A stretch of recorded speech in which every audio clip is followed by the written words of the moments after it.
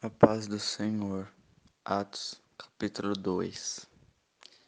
E, cumprindo-se o dia de Pentecostes, que é uma festa, você tem lá em Levíticos, você tem as festas. Uma das festas era a festa de Pentecostes. E aí chegou o dia desta festa. Estavam todos concordemente no mesmo lugar, ou seja, todos unidos em um lugar só. Interessante que um dos temas do livro de Atos é sempre a união dos discípulos. Versículo 2: E de repente veio do céu um som como de um vento veemente e impetuoso, ou seja, muito forte, e encheu toda a casa em que estavam assentados. E foram vistas por eles línguas repartidas como que de fogo, as quais pousaram sobre cada um deles. Línguas de fogo pousaram em cima da cabeça de cada um dos discípulos. E todos foram cheios do Espírito Santo e começaram a falar em outras línguas, conforme o Espírito lhes concedia que falassem. Ou seja, o Espírito Santo capacitava é, os discípulos a falar. Então, conforme o Espírito Santo lhes concedia que falassem. Então, era de acordo com a capacitação do Espírito Santo.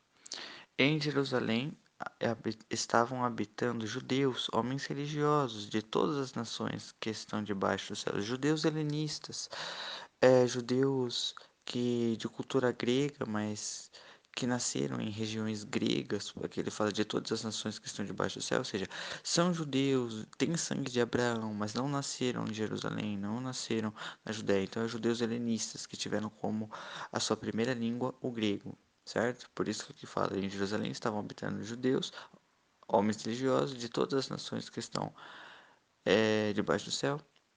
E quando aquele som ocorreu, ajuntou-se uma multidão. E estava confusa, porque cada um os ouvia falar na sua própria língua. Ou seja, esse dom de línguas que caiu aqui foi dom de língua de idioma. Não foi aquele dom de línguas de 1 Coríntios 12. Perceba, versículo 6, porque cada um os ouvia falar na sua própria língua, eles estavam entendendo no idioma próprio. Versículo 7, e todos pasmavam e se maravilhavam, dizendo uns aos outros, pois que não são galileus todos esses homens que estão falando? Por quê? Porque Galileus, meus irmãos, era de um lugar simples, a Galileia, principalmente o lugar em que os apóstolos viviam. Eles falavam aramaico, só que o aramaico da Galileia era um aramaico de uma dicção, de uma. eh, Eles não tinham muita fluência, não seria esta a palavra, mas sabe aquela questão de oratória, de saber falar bem? E não era um aramaico muito bem composto. E aí eles estão falando, não são galileus todos esses homens que estão falando, ou seja, homens simples, homens que nem sabem falar direito. Como então os ouvimos cada um na nossa própria língua em que somos nascidos? Aí que línguas são essas? Versículo 9: Partos, Emidos, Elamitas, e os que habitam na Mesopotâmia, Judéia, Capadócia. Capadócia lá na Turquia, meus irmãos. Ponto, e Ásia, e Frígia, e Panfilha, Egito, e partes da Líbia, junto a Cirene, e forasteiros romanos, tanto judeus como prosélitos, cretenses e árabes, todos nós temos ouvido em nossas próprias línguas falar das grandezas de Deus. Ou seja, os dons de língua eram para exaltar a Deus. O que eles estavam falando? Eles estavam falando em línguas. E é bom notar que o que aconteceu aqui foi falar em línguas. Eles começaram a falar, pregar o evangelho nesses idiomas. E não tinha ninguém pulando, não tinha ninguém é, se jogando no chão, havia reverência, era um lugar de oração, você vê isso no versículo 1, era um lugar de oração, era um lugar ali de culto, de respeito, de ordem, certo? E é onde o Espírito Santo se manifestou, porque o Espírito Santo não é Deus de confusão. Versículo 11, o final do versículo. Ou melhor dizendo, versículo 11, desde o início. Cretenses e árabes, todos nós temos ouvido em nossas próprias línguas falar das grandezas de Deus. E todos se maravilhavam e estavam perplexos, dizendo uns para os outros: Que quer isto dizer? E outros, zombando, diziam: estão cheios de mosto, mosto é vinho. Pedro, porém, pondo-se em pé com os 11, levantou a sua voz e disse-lhes. Aqui é interessante, uma figura de linguagem, levantou a sua voz, não tem como a sua voz levantar, você não tem como levantar a sua voz. Isso significa que Pedro falou, certo? Ele abriu a boca, ele falou, geralmente também falou alto, principalmente porque aqui ele vai se dirigir a uma multidão, então por isso levantou a sua voz, é uma figura de linguagem para expressar que ele falou ao povo e falou alto, para que eles pudessem ouvir, levantou a sua voz e disse-lhes: Homens judeus e todos os que habitais em Jerusalém, tá vendo? Judeus helenistas, aqueles que ele fala dos judeus e dos que habitam em Jerusalém, aqueles que seriam religiosos, certo? Que não, aqui nesse caso seria os judeus e os não judeus, homens judeus e todos os que habitarem em Jerusalém, ou seja, os gentios que terão se convertido ao judaísmo. Seja-vos isto notório e escutai as minhas palavras. Na verdade, o versículo 14 não fala dos judeus helenistas, fala dos gentios que se converteram, os prosélitos gentios. Seja-vos isto notório e escutai as minhas palavras. Estes homens não estão embriagados, como vós pensais, sendo a terceira hora do dia, ou seja, 9 horas da manhã. Deixa eu dar uma explicação. As horas são contadas a partir de 6 da manhã, tá? Terceira hora do dia, contando das 6 da manhã, é 9 da manhã. Então, a sexta hora seria meio-dia e a hora nona, que foi a hora que o nosso Senhor Jesus morreu, às 3 horas da tarde, tá bom? Então, a terceira hora do dia é 9 horas da manhã. Versículo 16. Mas isto é o que foi dito pelo profeta Joel. E nos últimos dias acontecerá, diz Deus, que do meu espírito derramarei sobre toda a carne, e os vossos filhos e as vossas filhas, aqui o papel da mulher, tá vendo? Profetizarão, ou seja, mostrando que a mulher ela tem o dom da profecia, e os vossos filhos e as vossas filhas profetizarão. Os vossos jovens terão visões e os vossos velhos sonharão sonhos, ou seja, mostrando a universalidade do evangelho, tanto homens, tanto mulheres, tanto crianças, tanto jovens, tanto adultos, que é velhos, todos participarão da graça de Deus, desde que aceitem Jesus e se arrependam, certo? Versículo 18. E também do meu espírito derramarei sobre os meus servos e sobre as minhas servas naqueles dias, e profetizarão. Eu farei aparecer, então olha aqui, quem vai fazer aparecer é Deus. E farei aparecer prodígios em cima no céu, e sinais embaixo na terra, sangue, fogo e vapor de fumo. Bem, sangue tem a ver com morte, fogo tem a ver com destruição, e vapor de fumo, aquelas colunas de fumaça, tem a ver com guerra. Bem, todos estão ligados com morte, mas esses são os sinais que vão acontecer na terra. Versículo 20. O sol se converterá em trevas e a lua em sangue. Esses são os sinais que acontecerão no céu. Agora, detalhe, versículo 20, eu vou ler de novo. O sol se converterá em trevas e a lua em sangue, antes de chegar o grande e glorioso dia do Senhor. Antes que o dia do Senhor chegue, é necessário que isso aconteça. Bem, se eu for entrar na parte escatológica, as pessoas interpretam esse dia do Senhor como sendo o dia da ira de Deus. Sendo assim, eu precisaria entender que esse dia, eu precisaria entender que o sol se tornando sangue, ou melhor dizendo, o sol se convertendo em escuridão e a lua em sangue, teria que acontecer antes da ira de Deus. Bem, eu não vou entrar nessa questão, mas eu vou dizer o que eu enxergo sobre isto. Esse grande e glorioso dia do Senhor, perceba que ele fala grande e glorioso dia do Senhor. Vejo que seja o dia do arrebatamento, tá bom? E acontecerá, versículo 21, que todo aquele que invocar o nome do Senhor será salvo. Ou seja, esse todo significa, independente se você é judeu, se você é gentil, se você crer em Cristo, você é perdoado. Homens israelitas, escutai estas palavras. A Jesus Nazareno, novamente, isso aqui é importante. É interessante, meus irmãos, que no livro de Atos eles vão gostar tanto de aparecer com Jesus Nazareno E é interessante porque Nazaré era uma cidade que nem aparecia no mapa. Os historiadores nem conheciam essa cidade, foram conhecer depois, os arqueólogos. E era uma cidade tão simples, tão humilde, tão desprezada.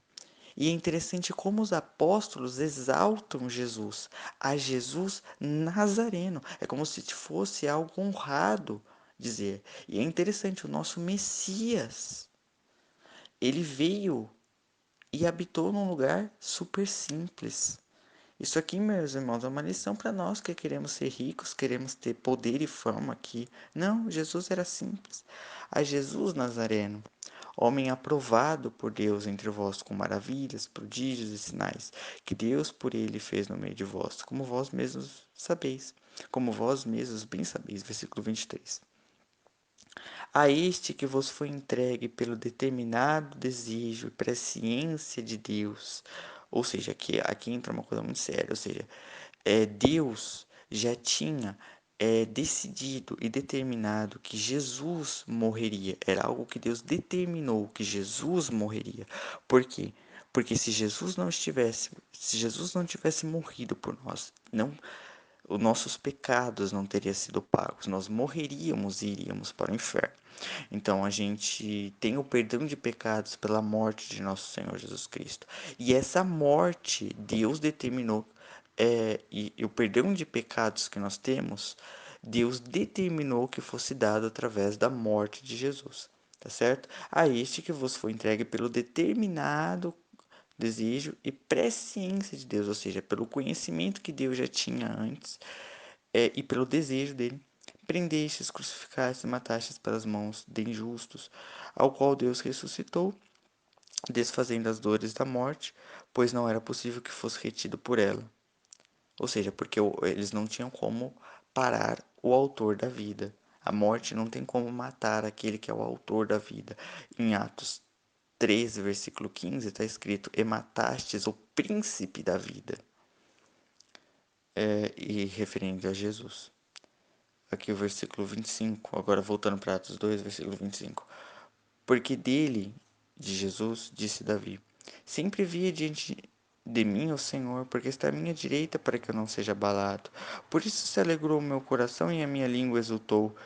E ainda a minha carne há de repousar em esperança, pois não deixarás a minha alma no inferno. Aqui é Sheol, aqui no texto hebraico é Sheol, que para o grego é Hades, é o mundo dos mortos, é onde o ímpio, aquele que não tem Deus, ele vai.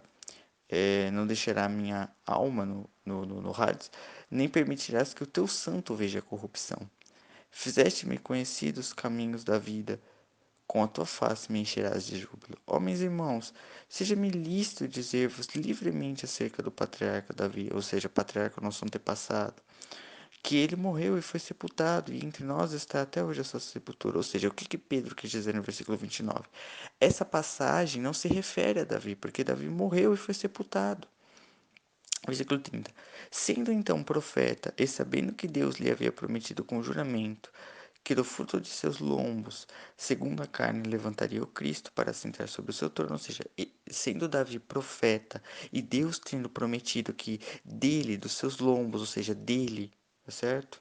É segundo a carne, ou seja, os filhos dele, da linhagem, da descendência dele, ele levantaria um Messias para que pudesse se assentar sobre o trono de Davi. Versículo 31.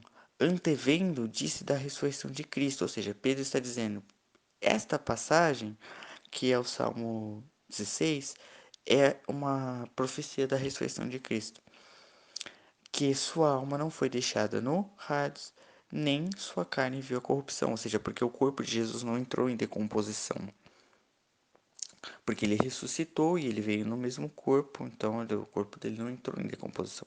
Versículo 32. Deus ressuscitou a este Jesus, do que todos nós somos testemunhas. Ou seja, não é qualquer coisa, não. Eles eram testemunhas. De maneira que, exaltado pela destra de Deus, e tendo recebido do Pai a promessa do Espírito Santo, novamente eu enxergo três pessoas aqui, de maneira que, exaltado pela destra de Deus, e tendo recebido do Pai a promessa do Espírito Santo, ou seja, quem que foi exaltado? Foi Jesus, mas Ele foi exaltado por quem? Por Deus. E ele recebeu o quê? E tendo recebido do Pai a promessa do Espírito Santo. Derramou isto, esse isto é se referindo ao Espírito Santo, que vós agora vedes e ouvis. Porque Davi não subiu aos céus, ou seja, ele não foi assunto aos céus, mas ele próprio disse o Senhor ao meu Senhor, assenta-te à minha direita, até que ponha os teus inimigos por escabelo de teus pés. É uma profecia messiânica. Saiba então com toda certeza, ou melhor dizendo, saiba então com certeza toda a casa de Israel, que a esse Jesus a quem vós crucificastes, Deus o fez Senhor e Cristo. Então isso aqui é uma interessante. A esse Jesus que vocês mataram, então, esse mesmo, Deus fez com que ele fosse Senhor, ou seja, aquele que mandasse em tudo, e o Messias ungido. Porque Messias significa ungido. E ouvindo eles isto, compungiram-se em seu coração e perguntaram a Pedro e aos demais apóstolos: Que faremos, homens e irmãos? Então eles ficaram preocupados, porque eles falaram: Nossa, a gente fez coisa errada. Eles entenderam que eles fizeram coisa errada. E disse-lhes Pedro: Arrependei-vos. Então aí é o arrependimento. E cada um de vós seja batizado em nome de Jesus Cristo, em remissão de pecados, e recebereis o dom do Espírito Santo. O dom é presente. É interessante, porque é que ele está falando aqui: se arrependam, sejam batizados, e aí vocês vão receber o presente do Espírito Santo. Porque a promessa vos diz respeito a vós, ou seja, aos judeus, aqueles que estavam ouvindo naquele momento, a vossos filhos, ou seja, a descendência deles, e a todos os que estão longe. Ele está se referindo aos judeus, aos gentios, aqueles que não são judeus. A tantos quantos Deus nosso Senhor chamar, ou seja, todos aqueles que Deus chamar, todos aqueles que aceitarem o chamado de Deus, certo? Não resistirem a Deus. É para esses que a promessa está destinada.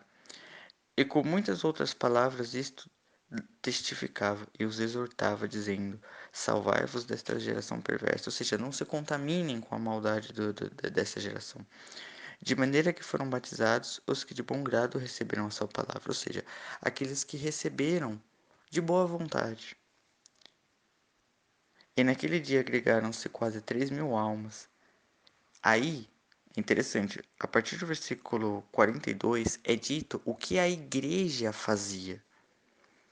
E perseveravam na doutrina dos apóstolos, e na comunhão, e no partir do pão, e nas orações.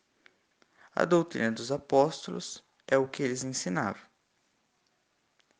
A comunhão é não só o congregar, mas é a união. O partir do pão é a ceia do Senhor. E as orações, eu não preciso explicar, é as orações. E em toda a alma havia temor, e muitas maravilhas e sinais se faziam pelos apóstolos. E todos os que criam estavam juntos, ou seja, a união, e tinham tudo em comum, ou seja, eles compartilhavam essas coisas. E vendiam suas propriedades, ou seja, suas propriedades extras, tá bom? Extras. Não era que eles tinham uma casa e eles vendiam a casa e eles ficavam sem nada. E vendiam suas propriedades e bens. E repartiam com todos, segundo cada um havia de necessidade. Cada um tinha necessidade. Então, eles tinham muito dinheiro, as pessoas que tinham muito dinheiro, elas vendiam essas coisas em excesso e compartilhavam, segundo cada um tinha necessidade. E perseverando unânimes, ou seja, em união, todos os dias no templo, tá vendo? Para aqueles que dizem que nós não temos que congregar, eles iam no templo e partindo o pão em casa. Aqui detalhe, tá bom? Para as pessoas que dizem que não temos que congregar porque o templo de Deus somos nós. Esse templo que diz aqui não pode ser interpretado como o templo de Deus. E perseverando unânimes todos os dias no templo, que templo? Templo físico, é óbvio. Tá bom? O fato de nosso corpo ser a habitação do Espírito Santo não exclui a nossa missão de igreja de estar congregando, tá bom? Todos os dias no templo e partindo o pão em casa, a ceia do Senhor. Por que eles partiam em casa? Porque não tinha como fazer isso no templo. Até porque os judeus não iam aceitar. E até porque seriam muitas pessoas. comiam juntos com alegria e simplicidade de coração. Algumas traduções trazem singeleza, mas lá no grego é simplicidade. Você vê, comiam com alegria, comiam juntos, em união, com simplicidade, nada de luxo, louvando a Deus e tendo a graça, o favor de todo o povo. Ou seja, todos em união, todos adorando a Deus. E todos os dias acrescentavam ao Senhor, à igreja, aqueles que iam se salvando. Deus ia colocando na igreja aqueles que iam crendo, ele ia acrescentando a igreja. Meus irmãos, esta mesma união, esse mesmo amor que tinha na igreja primitiva deve ser o mesmo hoje em dia. A gente deve se amar e deve estar unido, como eles se amavam e estavam unidos. E isso depende muito de nós, meus irmãos.